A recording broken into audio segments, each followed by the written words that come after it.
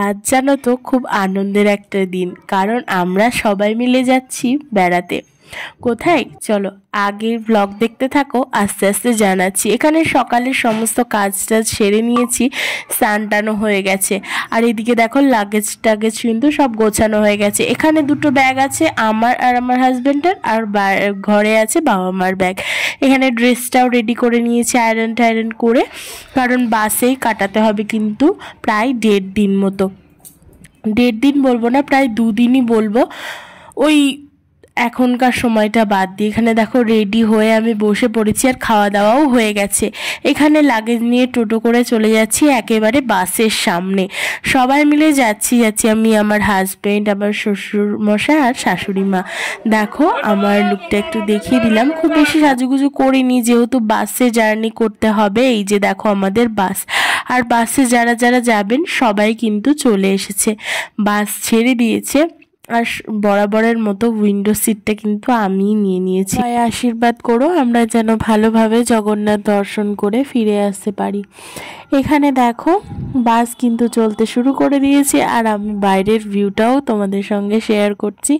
আর বাসের মধ্যেটাও খুব সুন্দর লাগছিল দেখতে, সবাই বেশ চুপচাপ নিজের মতো করে রেস্ট নিচ্ছে। এখানে দেখো বাসের থেকে টিফিন দিয়ে দিয়েছিল, চিড়ে ভাজা ছিল, আর মিষ্টির প্যাকেটে লাড্ডু, কেক এগুলোই ছিল। চলো তোমাদের খুলে একটু দেখিয়ে দিই কি কি ছিল। এক হাত দিয়ে খুলতে অসুবিধা হচ্ছিল, এক হাতে ফোন ছিল, তাই একটু দেরি হচ্ছে তোমাদের দেখাতে। চলো দেখে নিই কি কি ছিল। দেখো এখানে ছিল একটা নিমকি, 2টো করে কেক, আর লাড্ডু।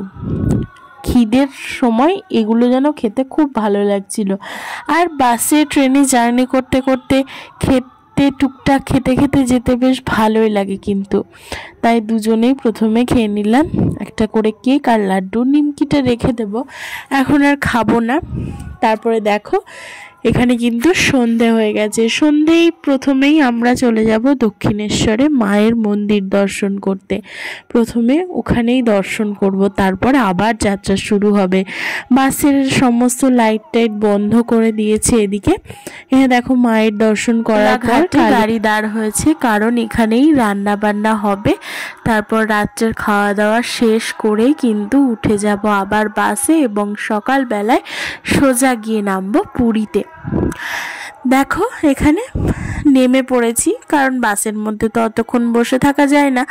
নেমে একটু চাটা খেলাম, খাওয়া দাওয়ার পর একটু চাটা খেয়ে আমি আরও বেশ খানিকটা একটু হাঁটাহাঁটি করে নিলাম। চা খেলাম, আর একটু নিয়ে এসেছিল একটা চিপসটা খেতে একটু অন্যরকম টেস্টের ছিল। ফার্স্ট এই ফ্লেভারটা ট্রাই করলাম, বেশ ভালো লাগছিল। তারপরেই দেখো রাতের জন্য আমরা 4 জনই খেতে বসে পড়েছি। পুরীর সমস্ত ব্লগ পরপর শেয়ার করব তোমাদের সঙ্গে থেকো আর দেখতে থেকো। কেমন লাগছে অবশ্যই জানিও। আর আমার ভিডিও ভালো লাগলে সাপোর্ট করো, ভালোবাসা দিও, শেয়ার করো, আর অবশ্যই কিন্তু সুন্দর সুন্দর কমেন্ট করতে ভুলো না। আমাদের পুরীর ব্লগগুলো কেমন লাগছে অবশ্যই কিন্তু জানিয়ে থেকো। রাতের খাবারে ছিল ভাত, ডাল, সয়াবিন, পটল আলুর তরকারি।